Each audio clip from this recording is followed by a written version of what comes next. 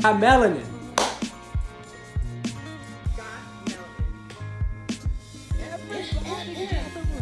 Got Melanin. My good sis Mari, how you doing? Oh, hey Mel, welcome back.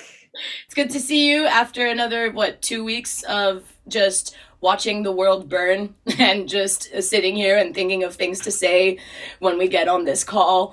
But this time we're also joined by guests, which is nice because at least it won't be us just ranting for 45 minutes about what are we at? Yeah. No, I'm so happy that we have Calvin and Kindall here and that we're going to have an optimistic conversation today. We're going to talk about, so many different things about our experiences living abroad and a myriad of other things. And honestly, just let the people get to know them because they have a lot of good things to say. And so without further ado, I'm going to let them introduce themselves and say, welcome, welcome, welcome to Got Melanin. Well, first and foremost, thank you, ladies, for just inviting us into this sacred space where we can talk about what it means to be a person of color and a global citizen at the same time. And, Calvin and I have been living abroad probably for about 6 to 8 years now as U.S. diplomats for the Department of State. And it's been a really, really wonderful experience, one that we're excited to share.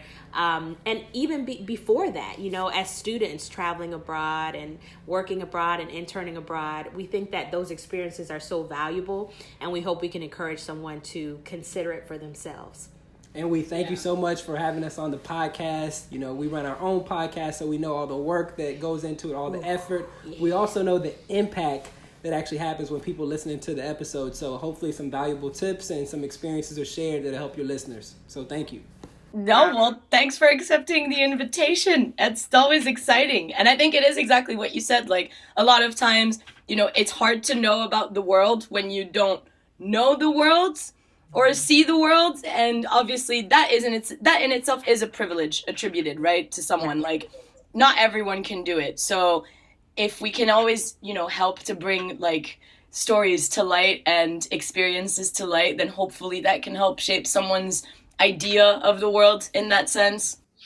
Yeah, definitely. And I think Melina and I have talked at length on the show about the ways in which living abroad as young Black women has affected us. And I think that there are so many people that would love to kind of hear from both of you. What has it been like being a Black couple abroad, Black man, Black woman?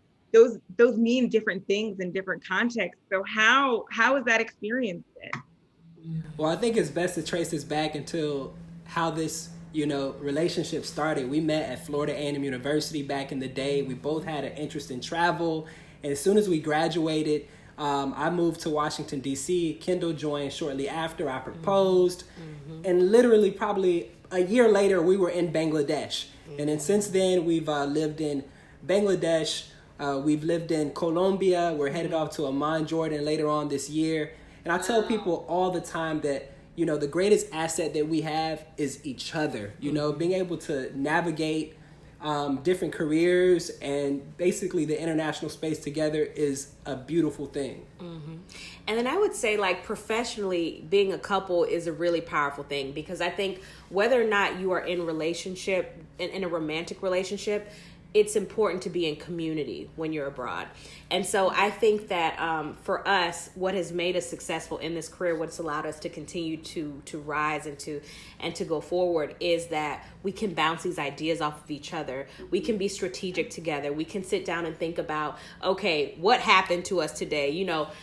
How did you talk to your rickshaw wallet? Were you able to negotiate a good price? Did somebody try to take advantage of you because they knew you had an American dollar? So it's just all these things that, you go through. It's nice to have someone to debrief with at the end of the day. And sometimes I think one of the hardest things that people of color face is that they go abroad, but they don't know anyone else who's done it. And so they don't have any place to take these experiences. And so they think it's just for them in their journal or their blog. But I am really convinced that we all can learn from experiences like that, so that we can do better when we have another opportunity to negotiate, or to bargain or to do something in a different country. And then more than that, I would also say that personally, it's been really cool being a Black couple abroad. I've also had an opportunity. Calvin did an additional assignment to Iraq, where he was in Kurdish Iraq. And so he was in this northern part of the country that a lot of people don't know about. And during that time, even though I initially thought I was going with him, I ended up in like 3 different countries. And so I was in Nicaragua, I was in Costa Rica, and I was in Egypt. And I would say that being a Black woman, then, you know, having this experience of traveling alone for the first time, it was really interesting because in all of those cultures, there were Black women. And so I just thought that like it was such a privilege to not stand out, especially when I was solo traveling. And it was also a really, really important thing to speak the language. So that was one of the, definitely the biggest advantages of being Black and abroad. And then, you know, whether that was a couple or as individuals. I also have to say, being abroad is actually what made me believe that I needed to be married. So when we were in college, Kindall and I were dating, and I went overseas to South Africa for an internship. And life was good. The food was amazing. I was in Cape Town one weekend. I was in Johannesburg. I was in Pretoria. Life was good. It was fantastic. I was trying to visit. It didn't happen. I know. We were in college. We ain't got no money like that. In college, I mean, we got the bare minimum. Mm-hmm. But I remember going back home one day and thinking, wow, I have everything that I could possibly imagine. You know, I have shelter, I have food, I have a good job. I'm enjoying myself. What's missing? I got a girl back home. I can't do this for an extended period of time without a ride or die, without my wife. And so that moment, while I was there, I decided, when I go back home, I'm going to make this official, for one. And two, I'm going to, you know, make sure that I ask her to be my wife eventually, which did happen. But it happened in South Africa. That's how it all happened. So I have to thank the Department of State for making this marriage possible. Thank you to the Foreign Service for letting this man know, you know, put a ring on it. Hallelujah, in Jesus' name. So I'm just very grateful for that. But also, I always laugh at Calvin when he was telling these stories because it sounded like a little Richie Rich experience. Like, he lived in this big house. He had a driver. He was, like, eating everything he wanted. You know, he was... Alone, though. He was riding... He was doing rides at the movie theater. You know, like, playing games at the movie theater. Going to see, like, 2 movies. And it was just like, man, he was doing it all. He had it all, but he was by himself. And so I really laughed at that experience. I remember my grandmother who is the person in my life who was my first like traveler who I knew. My grandmother had been to Africa like 5 times. And every time she came home, she would bring us something. She had been to Asia. She was the first person I knew who had been to like Thailand and Malaysia. And so I thank God for having her as a touch point because she was the first person who made me think, hey, we can go visit him in South Africa. Now, again, I was living on a meal plan and a prayer at that time. I think I only had scholarship money and no extra. If it weren't for Calvin, I don't know how I would have eaten in college. Calvin, and then I had some roommates I used to take their Pop-Tarts. To this day, I'm like so apologetic to them. I'm like, I am so sorry I ate your Walmart Pop-Tarts, but look at what you have helped me to become. Now I made it. You know, I wasn't undernourished. But anyway, I say all that to say, college was a rough time, but I think because of the internships, we emerged with the perspective that we're going to do this better together. Kendall, I think this is now your time to shout out those who you owe Pop-Tarts to. Yeah, I'm still in community with these girls. They are good to me. Azriana and Ambriana, thank you. They were twins. So already they had a double. Already they had more on their plate. They had to pay for 2 people to eat. And here I am. They shouldn't have kept their dorm unlocked. Note to all college students, lock your door if you know you got goodies in there.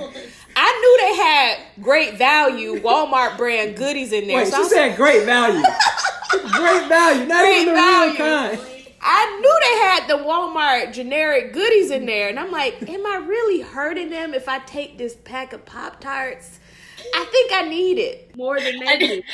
I think it's a I feel like I survival was thing. them in college. I think I was the person whose door was always open, and I think I never understood why my ramen was always going missing. And I feel like this is the moment where I'm coming to peace. Somebody was stealing my ramen. It's okay, Colgate University. I know that all my friends probably stole it. I'm looking at you now. Come clean. Fine. I feel you. Mari, there's going to be someone in about 10 years' time that's going to be on a podcast and that's going to go, when I was at Colgate, I used to take the ramen from my Mari. I'm so sorry. I feel like it's time to confess. Let it out. You know, I promise when I have kids, I will tell them don't steal other people's food. This could get you hurt. You know, don't do it. But I'm telling you. I'm feeling it's temporarily borrowing. We're living in community, right? It's Community. Exactly. But I do love, you know, hearing you guys talk about your experience as a couple is just so awesome. One, because as I told you before, like my parents working together at UNICEF, like that was the same vibe. Like everywhere that they go to this day, like we'll be on 3-way phone calls and then my mom will be going off about what's going on at work. And I'm there like being back to being 7 years old, having no idea what's going on and just like, right, yes, quite. And I think that is such a force to have like by your side. And obviously as social creatures, we crave, you know, this partnership and we want to have someone there with us to share all these things. But especially in the world of like diplomacy and like internationalness, like that is even more important. Like I cannot imagine going to Colombia and, you know what I mean? Like not, obviously I'm sure you guys like knew like the language and stuff, but I am terrified of like traveling by myself and I can travel. Like I've done it before. I've done it my whole life. So it's not that scary, but the idea of like not having someone to bounce off of about, you know, what's going on, what's happened, how I feel about things and whatever, like that is so vital and so important. So I just want, you know, thank you for sharing that. And just such a cute story. Oh my gosh. And let's kind of correct one thing. When we got to Colombia, we thought we spoke Spanish, and then we got into an Uber. It's so wonderful that Colombia had Ubers. Well, you know, I don't know if I should say that because I think it might have been illegal. I don't know. Lord help us. Either way, I know I used the Uber app. Everybody used the Uber. It's another confession. Forgive me, Lord, if I was wrong for using Uber. I did not want to hurt the taxi industry. Anyway, I say all this to say, when we first got into Uber, we were like, oh yeah, we just studied Spanish for 6 to 8 months at the Foreign Service Institute. We're ready. We got in the car, we like, do you know what he's saying? I don't know what he's saying. At that point, we went to sign language. We're like, here, take us to this place. And then we realized, oh, it's going to take time to really learn how to speak like book language versus real life on the street. Yeah. And Colombian Spanish is considered some of the like easiest to understand, very clear Spanish. And I tell you, we used to sit in presentations early in our tenure at the embassy, and people would be presenting, and after that, we would come back together, and I'd be like, "Did you get any of that? Did you know what they said?" And I'm like, "No, I have no idea what they're talking about." And then but this is the amazing thing. In time, our comprehension was just automatic. We didn't even, like, there was no switch. It was just time in the game, time in the country, where our ear began to get attuned to the language. And so next thing you know, we're sitting through whole presentations and we can like take notes or like not even listen to all of it and still comprehend it. And so that was a beautiful thing to see. That's why we tell young people out there, like, exposure is the best thing. Like, when you go to a country, obviously you can learn a lot within 3 days, but if you're there for 3 months or 6 months or a year, the exposure over time will build up your language skills where you can communicate with people. Going from hopping in an Uber and not understanding anything the driver is saying to the last day we're there, being able to understand full conversations about high-level topics. Right. I mean, that only happens through like exposure every single day. And in Colombia, they didn't really speak a lot of English. So if you wanted your groceries, if you wanted food, if you wanted a car, if you wanted a haircut. Yeah. I mean, a haircut. Yeah. Yep. You had to explain that thing in Spanish. Mm-hmm. And so... like, cortar el pelo. Right. And don't get into like a black man's haircut where he's like faded here. And then number 2. I'm like, what? That's hard in English. So, yeah, struggle. I can imagine. Like, and I can attest to that. And I think that's such an important point that you made. I remember being in high school and living in Costa Rica for 3 months. Damn, you've done everything. Jesus. Let's say that my parents were not too happy with how much I was talking back. So they said, go do service work in Costa Rica. Mom, Dad, I love you. You are wonderful human beings. And so I ended up in Costa Rica for a summer, which was one of the best experiences of my life. Do not get me wrong. But it was, I had been in a bilingual school since I was 4 or 5 years old, where Spanish was secondary language, and I'd been taking it in high school. And I still got to Costa Rica, and it probably took me, now I was quicker than other kids, but it probably took me a week to really get into a place where I could start to have conversations and have substantial conversations, not just see that thing, I want that thing, please, I have that thing.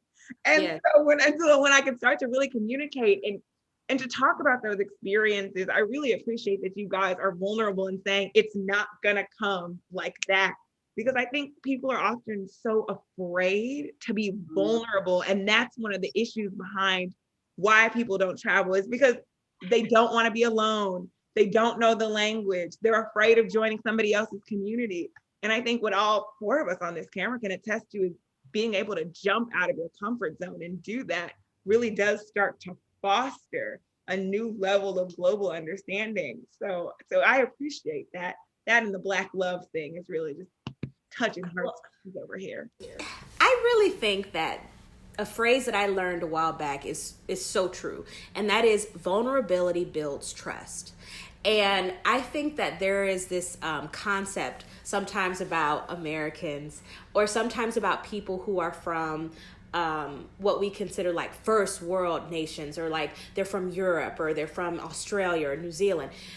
When people see you making an effort to speak their language, it really, really matters. And I think in that attempt, people want to help you, because you have to remember how many people are in the United States doing the same thing, figuring it out. And I think being on the other side, having to walk into Colombia or to Egypt and navigate it, it's given me a bigger heart for people who are in the United States, come here with no language skills, figure it out, are able to raise children who speak English as their first language and go on to these amazing universities.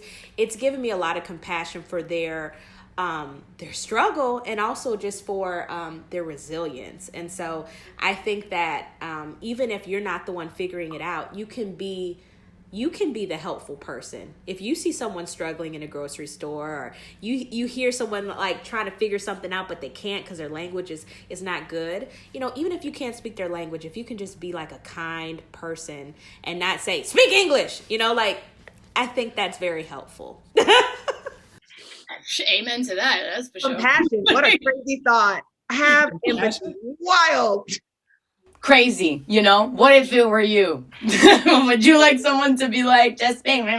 No, I completely. That was a point, and that it's a shame that, in all honesty, we have to remind people to act as if you want to be treated, treat somebody how you want to be treated. But that's such a valued point, especially when people are so malicious in this moment when talking to others, and so almost dogmatic about the way that they feel about their own nationhood in the nation state. And that's a whole different conversation. But I think that's a really fair point to say, be a good person.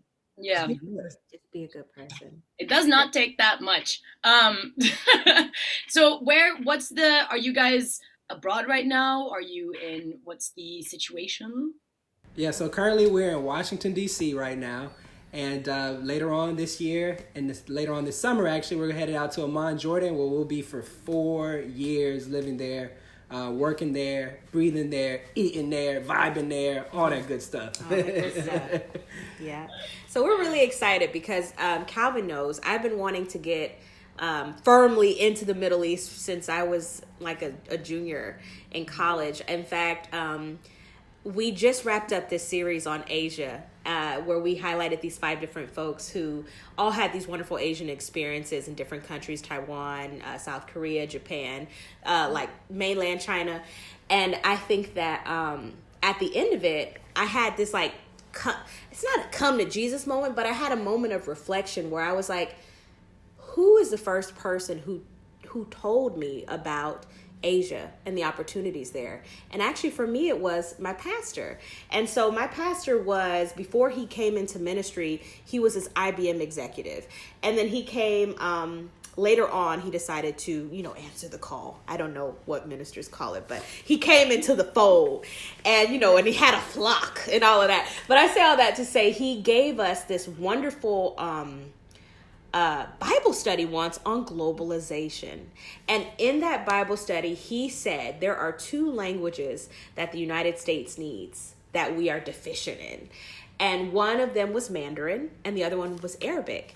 And I remember sitting in that session. At this point, I'm a student who had graduated with an IB diploma, International Baccalaureate program. So come on, IB. I didn't know it was really international till I got to Bangladesh. It's really all over the world. But anyway, I had my IB diploma. I had done 4 years of Spanish.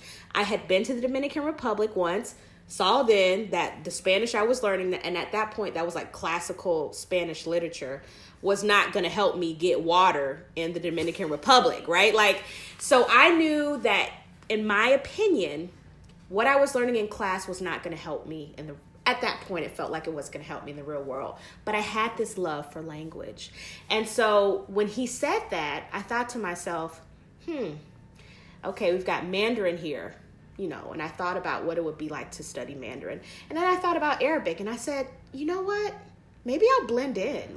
Maybe if I speak Arabic as a woman of color, I'll look just like them. Now, this was a complete guess. I had no idea. I had never met a person from the Middle East that I can really, point to. But I made that decision that day. I ended up getting my minor in Arabic at FAMU. I did some Arabic studies afterwards, but I always wanted to be in the Middle East to really get good at Arabic. And it's so funny, when Calvin was in Iraq, and it was like the most uncomfortable experience ever, because we were like, I thought we were going together. They tricked us. Now I'm not with you, and I'm traveling by myself, and I'm scared. I had all these fears. Just want to give you a hug. Yes, because it can feel that way. It was the first time I ever went to a Middle Eastern country. And so going to Egypt was the first time I really realized, oh yeah, I do blend in. I remember I stayed at the Four Seasons for a short time, and this guy got on the elevator and he just starts breaking out in Arabic. I don't know what he's saying, but he's saying something to me. I don't understand him well at this time. I've only been there a week. My ear's not there. Okay, I'm not there yet. And so his friend is on there with him, and he says to him, dude, she speaks English. I don't know how he realized that I was an American, but he realized it. And the guy looked so dumbfounded, because while I was in Egypt, people often said, you look like a woman from the southern part of Egypt. They thought I was from Upper Egypt. And so Upper Egypt, based on how the Nile flows, is actually the south. And so anyway, all that being said, it was like going back all these years ago to this Bible study my pastor gave me, to now finally going to Amman, Jordan, is a really, really full circle moment. And so we're so excited. And let me just pick up there in terms of how life goes full circle. So when we graduated, Kindall got accepted into the American University in Cairo. But obviously, we're coming out of college. That is an expensive program. I mean, how much was it? It was like $30,000. I ain't got $30,000. She ain't have $30,000. And so one of the agreements when we decided that we would do this career, that we would pursue a career in the U.S. Foreign Service, was that eventually we would go to a country in the Middle East. First tour, no country in the Middle East. Second tour, not in the Middle East. But here we are, 10 years later, finally getting a chance to go to the Middle East. It just shows you that the key to life is delayed gratification. Because I would wake up sometimes 11 o'clock at night, 12 o'clock at night, and be looking at Kindall studying Arabic in the wee hours of the morning. And I would always ask her, I would say, what's the end goal? A lot of people who study languages, they can see some type of goal in sight for the language that they're studying. But her, she was just she was dedicated. She stuck to it, not knowing that eventually she was going to have a chance to go to the Middle East. And now we're studying Arabic together. So it's such a full circle moment. I love that. Also, it's hilarious because whenever I go to France, if I get in a taxi, the cab driver will be like, Salam alaikum, ma soeur, ça va, how you doing? I'm like, oh God, I'm so sorry I'm not Moroccan. I'm like, look, I know the hair, the skin, I'm fully aware, but no, sorry, it's not like that. So I feel you on that one. But no, it is, it's, I love the idea of delayed gratification in that sense, just because it is, I think the career path that you guys have chosen is one which is, you're giving a service, right, as a citizen to your country. And it's one which is full of like rewards and obviously like moments where like, yes, I'm doing this for I love what I'm doing this because I love it, etc. But then there are also moments which it is just kind of like, okay, like we need to just get on with it, and like this is, not get on with it in that let's get it over with, but we like, this is our job, we have to do this. And I think a lot of what you're saying personally resonates with me, just in terms of how I've seen my parents in their careers and with like moving and stuff as well when it comes to that. So my dad went to Bangladesh, and we're at that point I was first year of my IB, so moving was like not an option for me. And then like it was a really heartbreaking moment because obviously didn't want him to go or anything like that. But then, now he's retired. He was an amateur photographer. He's now a professional photographer because he's now made a book of a compilation of photos that he took in the 4 years that he was in Bangladesh. And for him, like, photography is the thing. Like, I remember when I was a kid, like, his me time was in front of the computer playing with Photoshop, figuring out like how to, do everything that he needs to do for his photos. And so now, it is exactly that. It's almost, not 10 years later, but years later, he's now got that full circle where he's a published photographer. And it's thanks to this trip to Bangladesh, which brought us so much heartache, that he's able to do that and live out his dream. That in itself is like a whole life philosophy in a sense, like of whatever it is that you're trying to accomplish and to do. And I love that. And I'm very excited for you guys for Jordan. That's going to be sick. Appreciate it. Yeah, I want to comment on what you just said, because I think living abroad too just gives you more perspective and time to actually like dig into some of your passions and things that you may have not been able to discover if you were back in the States or back wherever you're from. I just know so many people that have picked up great hobbies, started businesses, and I think you just have a different perspective. Maybe it's some more time to think, breathe, and just be at peace with yourself instead of like running around with all of the hustle and bustle of being back home. Right. Yeah. No, I completely agree. And I like, it's so lovely to hear you guys talk about the ways in which your travels have shaped you, not only as a couple, but as individuals. And similarly to Mel, like I can look back as a kid and all of the times my parents took me to a myriad of different places, and sometimes kicking and screaming, and sometimes really excited because you just didn't know as a kid the ways in which they were going to impact you. And, you think about these moments of delayed gratification. I wouldn't know, like when I was young, studying Spanish is going to lead me to Costa Rica, or, you wouldn't know that I would end up in Africa, that then shot me back to London. All of these things are so important in what have developed all of us as human beings. But I get a little sad, and this is just the me and me, that because sometimes I think about the fact that I could do these things because I could recognize that these things were possible. And I think about, there are pockets and populations, especially for people of color, who can't even visualize the things that we're talking about. Even in Chicago, I know kids that grew up on the West Side that couldn't visualize the lake. The only thing in between them and the lake was a highway. Right. That was the thing that was in between them. But you couldn't even see east to west. And so, you both went to an HBCU, and there's now this big focus on the Black community and people of color and reinvesting and providing opportunity.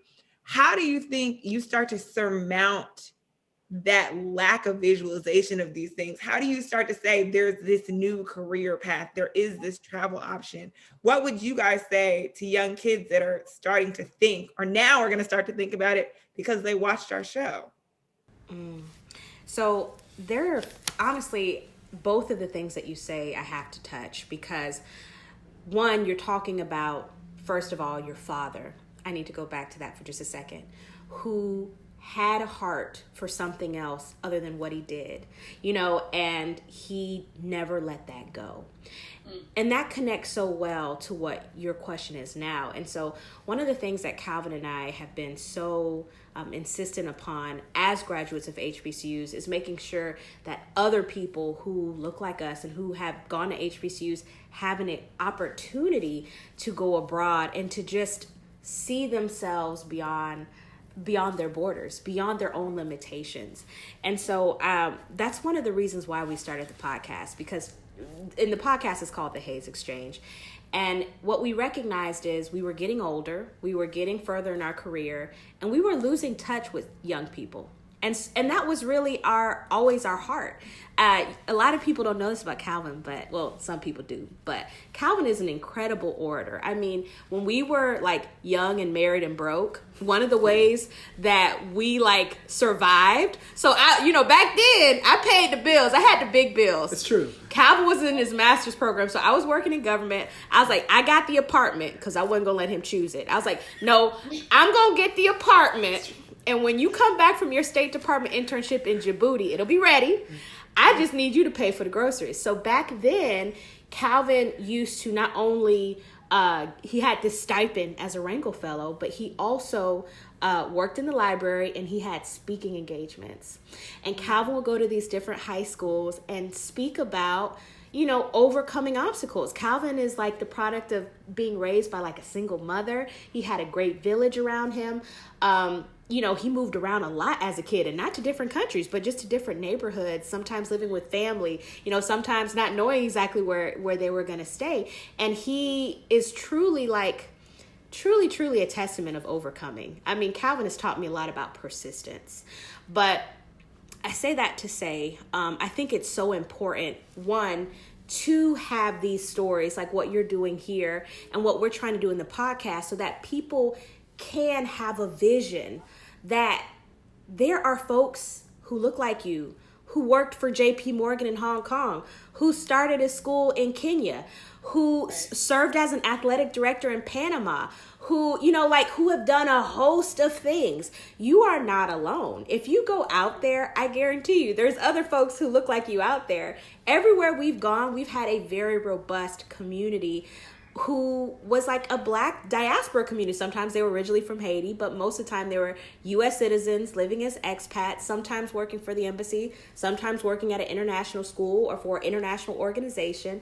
And so I just think that the most important thing we can do is expose people to the stories and let them know that it's possible. And then also one thing that we did, just to kind of put one last thing on why we really think the Haze Exchange is important, is we decided we were going to actually purchase real estate on our college campus.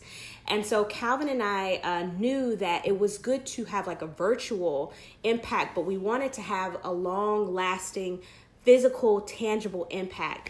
And so we were not necessarily looking to do this, but I can remember when I saw the property, I just couldn't stop thinking about it.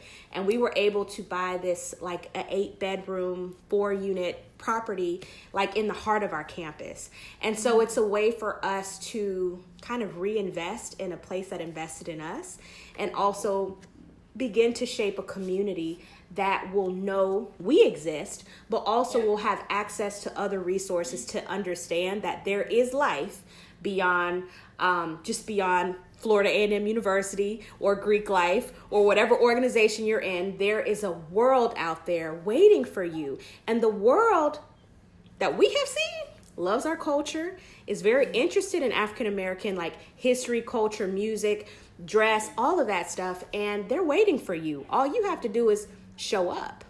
And we know there's a lot of reasons why African Americans or students from underrepresented backgrounds don't go abroad. You know, we are in a lot of circles that talk about this topic, but one of the 3 reasons is family, fear, and finances. If you're a kid from Georgia or Florida, you know, chances are, you know, there might be a possibility you may have never been to a DC or a New York. So, you know, we're talking about going overseas. That's a big conversation. A lot of people don't have passports. Yeah.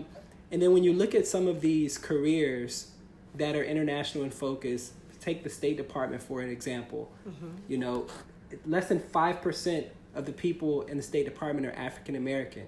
And so Kindall and I wake up every day with the goal to make sure that by the time, you know, we come to the end of our career, that that's not the story anymore. And so our, you know, one thing we do is we talk to both students, but we also talk to the parents to let them know that it's a competitive job market in the United States, right? If your kid graduates top tier in their class, you know, there might be a chance they could get a job in the private sector, in the public sector, but even that's competitive. But you put Chinese on top of that, you put French on that, you put Arabic on it, you put Spanish. That just makes them more competitive and gives them a chance to be able to really show off a skill that not everybody has. And we truly believe that now more than ever before, there's a lot of programs out there. There's a lot of resources out there. If you want to learn a language, there's tutors out there that are native speakers that can help train you up to be good speakers. There's fellowships out there. I'll just drop them right now for people that are listening. There's the Wrangle Fellowship, the Pickering Fellowship. Both of those programs target students from underrepresented backgrounds, pay for all of graduate school, like every dime of graduate school. They give you internships over the summer, they give you a stipend for the summer, and they give you an automatic entrance into the U.S. Foreign Service. Those are great programs, right? And then, you know, you have the Fulbright program if you want to go overseas. Generally, in any country where we have a relationship, where there's like an embassy or a consulate, you can go conduct research. You know, so Fulbright, you have Boren Awards, you have the Critical Language Scholarship. You know, you can look at some of these programs, Google them, and I'm telling you, an investment in travel, but an investment in travel beyond tourism will pay you for the rest of your life. And we want young people to realize that this can be a secret weapon. This could be a way that they can get ahead and be competitive in this generation.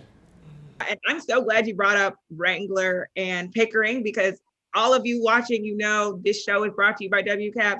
There is a huge conglomerate of women of color who have been a part of that program. We are always sending people there. We have all of these options when we talk about scholarships, fellowships. This is a consortium of people who are having this conversation and are around to help you do that. So I'm so glad that you brought that up, and all the things that you guys brought up, because in all honesty, there is an access issue right now when we're talking about, in particular, the US. There's an access issue.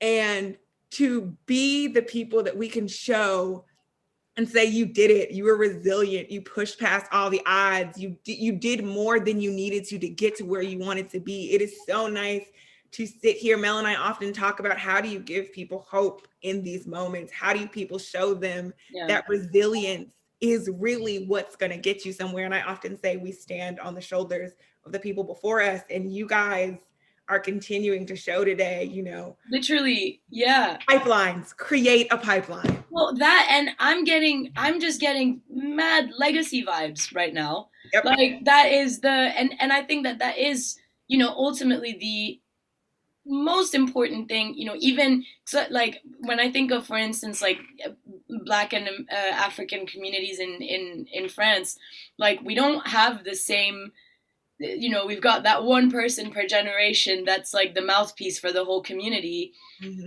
And it's not even just the Black, like it's just the POC community, and it doesn't make any sense. And I think that it's, you know, to hear that the podcast is obviously one thing, but then to have that physical, that tangible piece of that's a part of your legacy, like that is so important.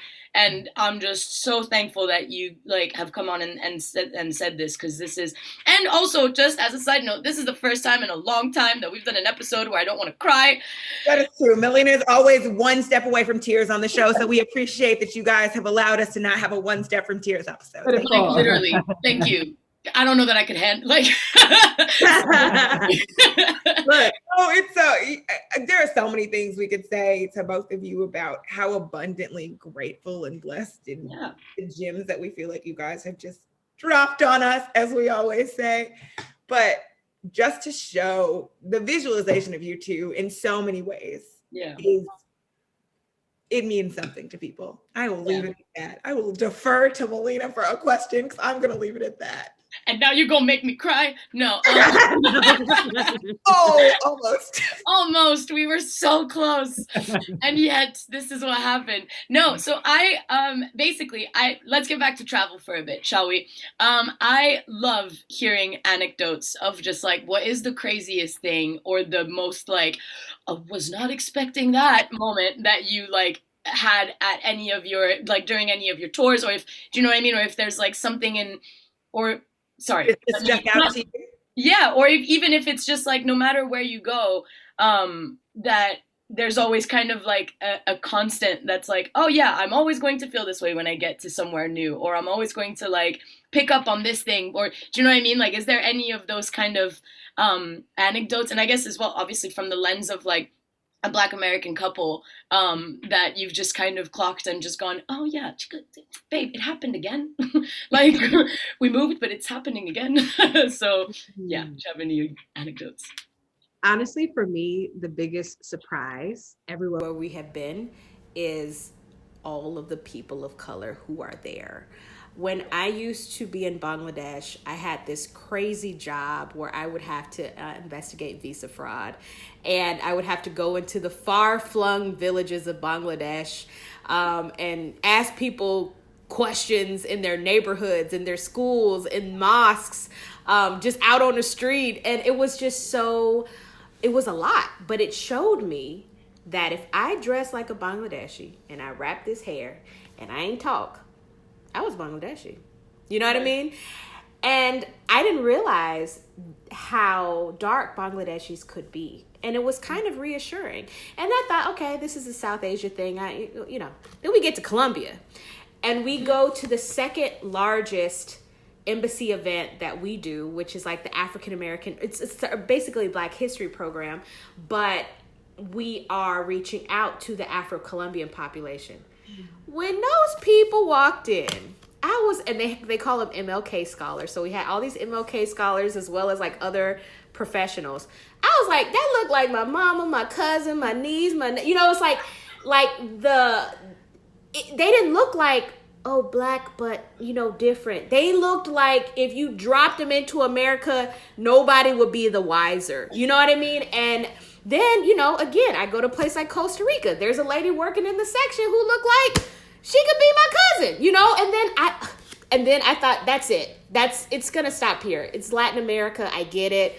There's this history of the slave trade. That's what it's about.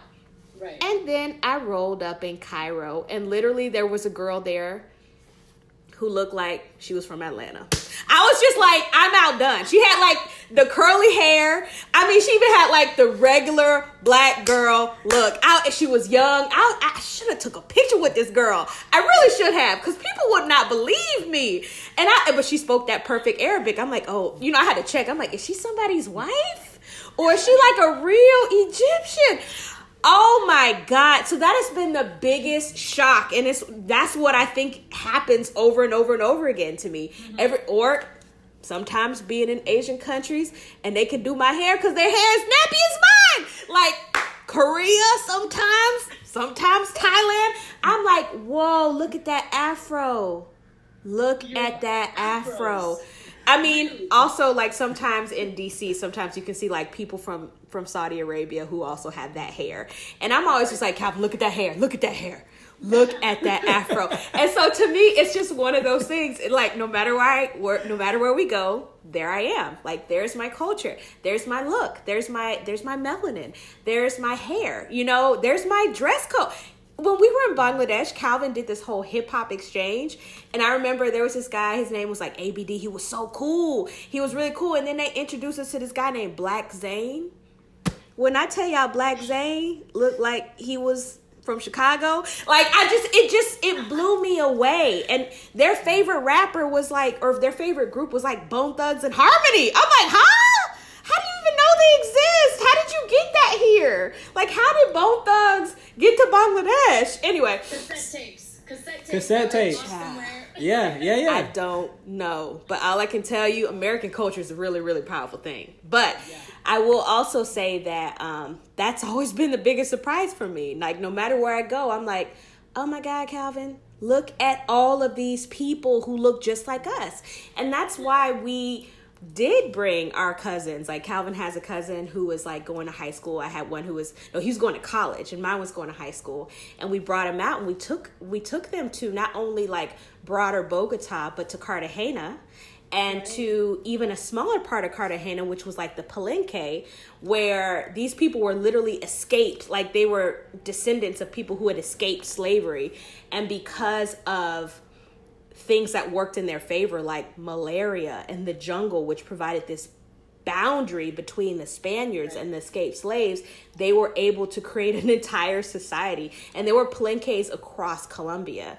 And so I thought that was really, really, this was just one of the bigger ones. And so I say all that to say, like, we wanted to show them too, there are people who look just like you. They just got dropped off at a different time. Right.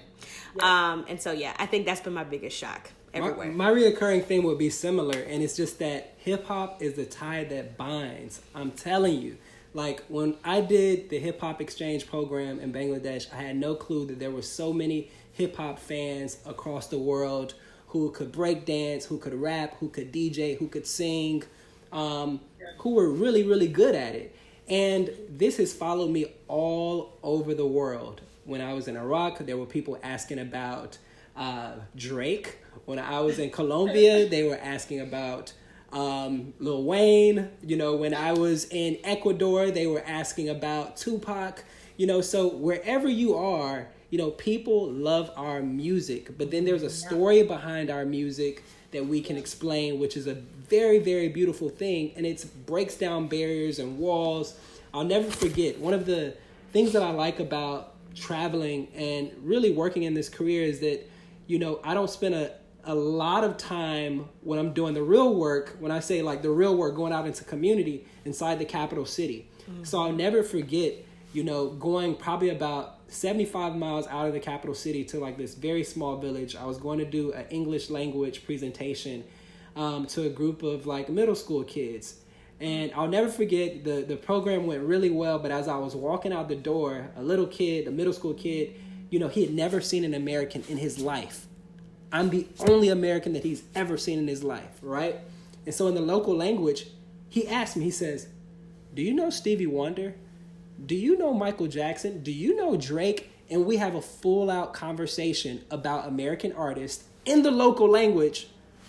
And that was one of the best days of my life. Mm-hmm. My heart, I can't handle it. It's so cute. I have no words. Literally, that. This is why we talk about globalization and seeing yourself and things. I will never forget so many of the experiences I had when I left the States. And you see yourself on billboards as a standard of beauty. You see yourself on the cover of magazines. You see yourself as the daily presenters, you know, and you have to say to yourself, there's a world beyond whatever systemic injustice is facing me and plaguing me. And I'm so grateful that my people are resilient enough to be mobile, because this is incredible. Absolutely. And that story like proves it, and all of it. I have the tiniest anecdote, which is hilarious, and my mom's probably going to kill me, but she can't reach me right now, so it doesn't matter. But she basically, like, she learned how to speak English when she was, like, in her 20s, and she was saying that, like, when she was a kid, so she grew up in Eastern Congo, like, what's North Kivu, the richest soil in the world. Filled with minerals and all of that, but that's a whole other friggin' conversation that sucks, but it is what it is. And she was telling me how, like, she only finally understood that Michael Jackson would say words in his songs when she learned how to speak English, because when they were growing up, they thought that he was just and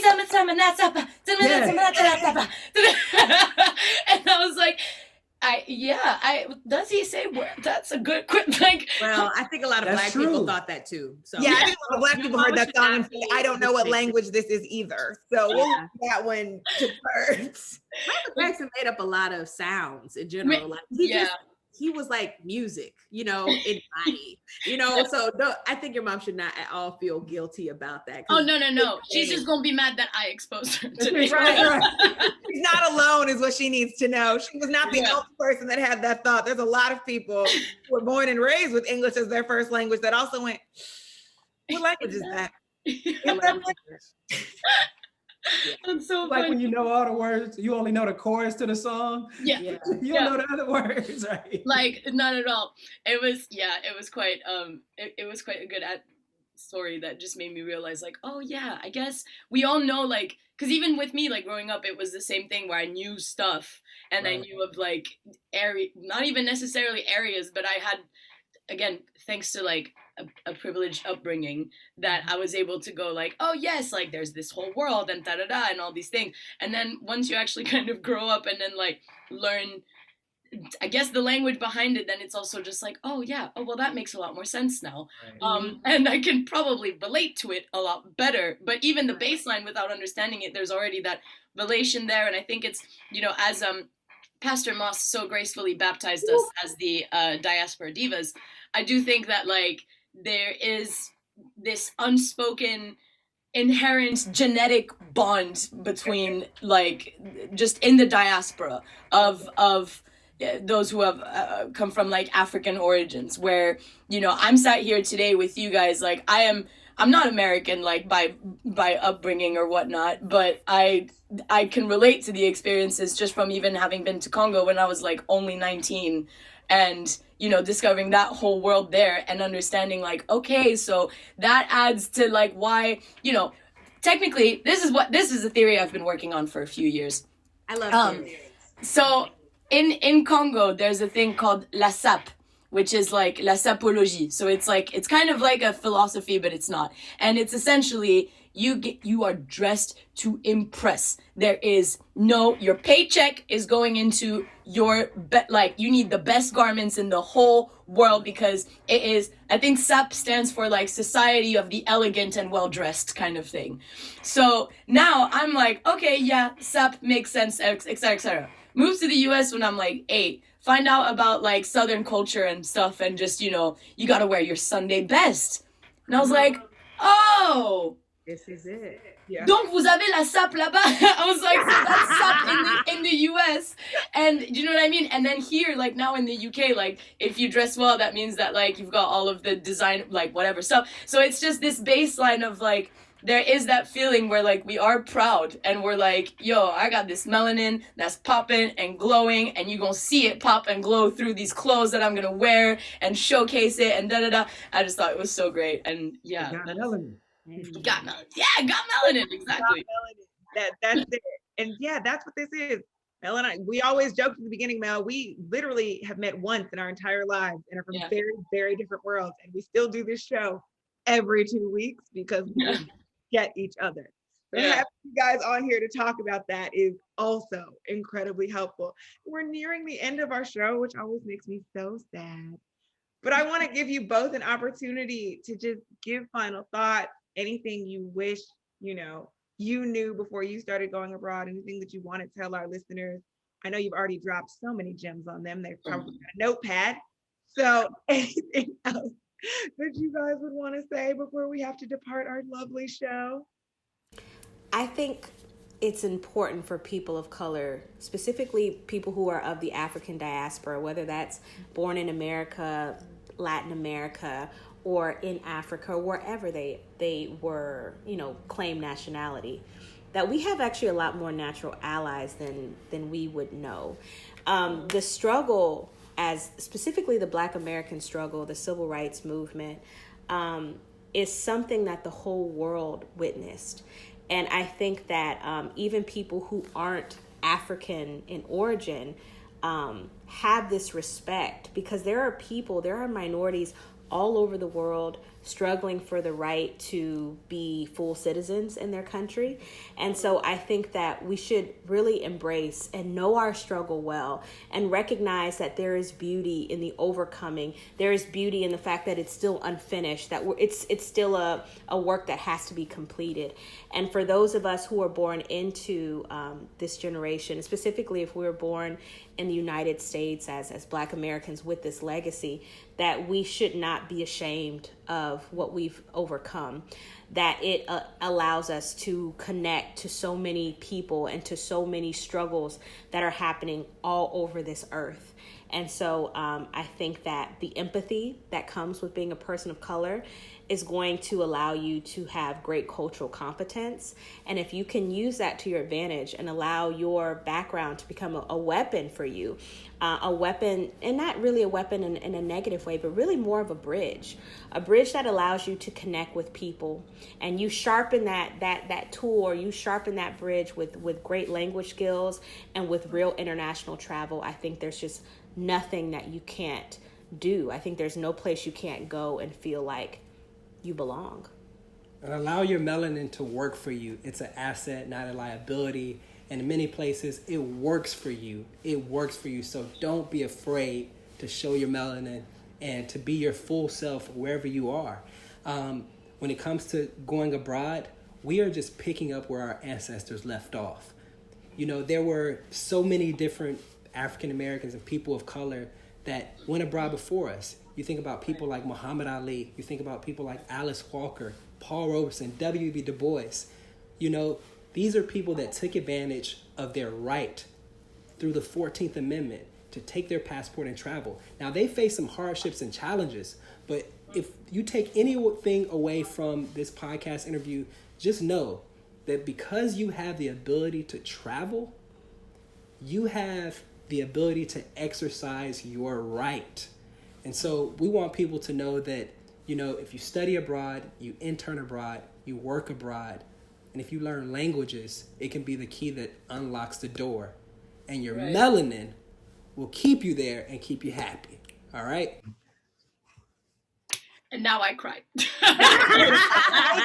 she's going to cry. That's perfect.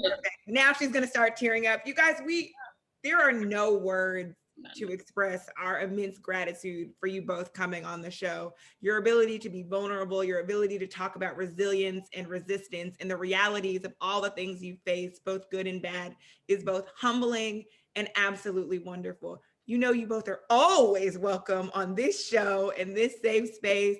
And we encourage all of our listeners to go listen to the Haze Exchange. They have so much more to say on their own platform, and we encourage you to get involved with them. As always, we will tell you to be active citizens, continue to work, continue to fight, continue to do what you need to do to be a part of this movement. Resilience is a daily act of resistance, and we are so grateful that you continue to come to this show.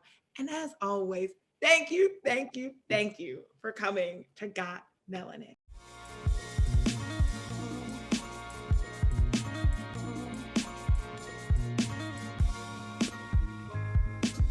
Everybody gather round and listen to my song.